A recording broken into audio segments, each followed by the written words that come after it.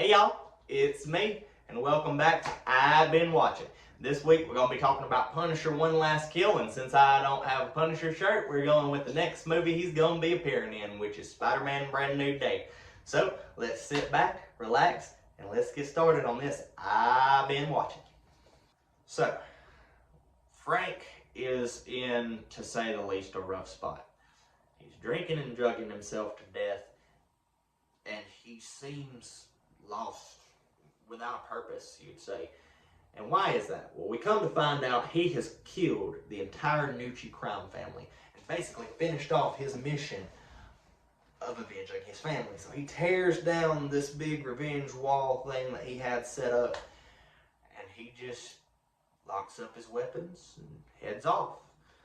And now, what kind of city is he heading off into? Well, to say the least, it starts out with a veteran getting his hat taken and his dog brutally unalived by this thug.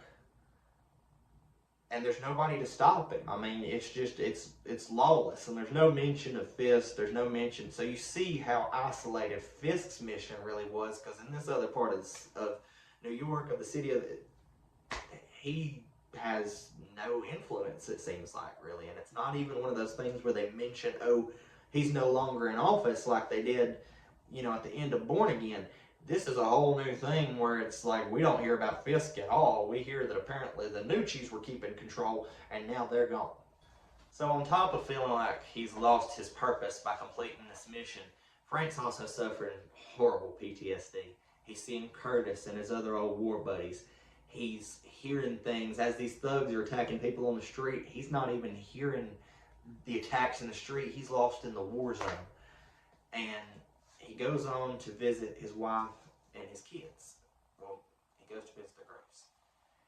And he sits and he keeps mentioning nothing left to do. Even his visions tell him there's nothing left to do.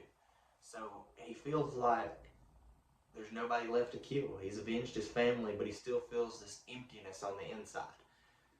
And he's about to end his own life when he sees a vision of his daughter that stops him from doing it. Well, Frank goes back to his apartment where he is confronted by Ma Nucci and Barracuda.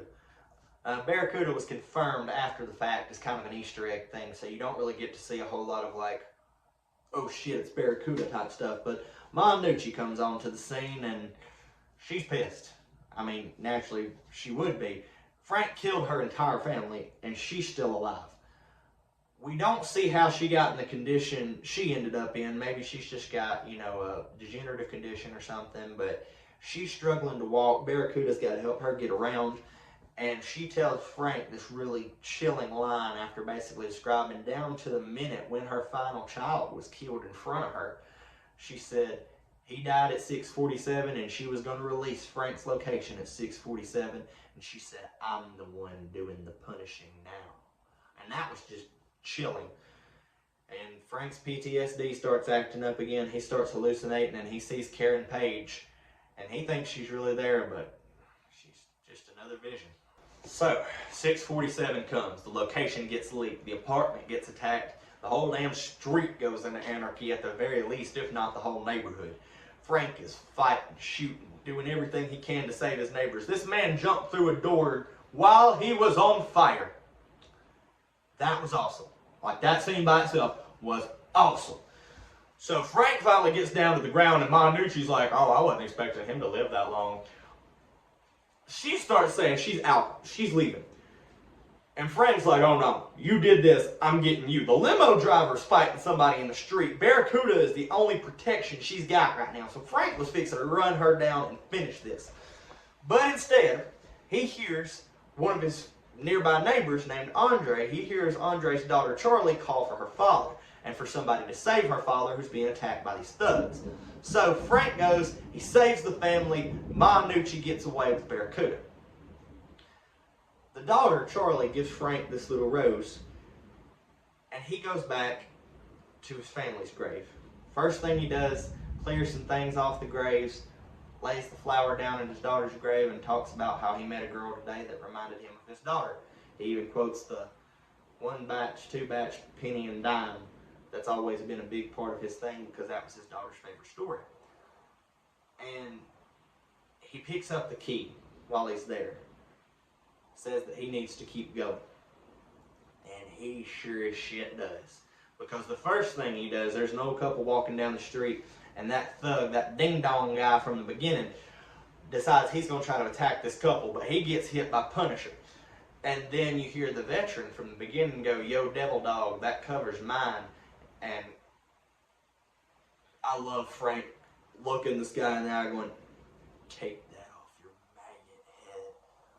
Frank was ready to just whoop this man's ass right here.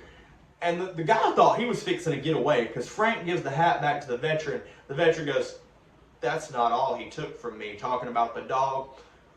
Frank popped that freaking thug real quick. So, Punisher one last kill, great special.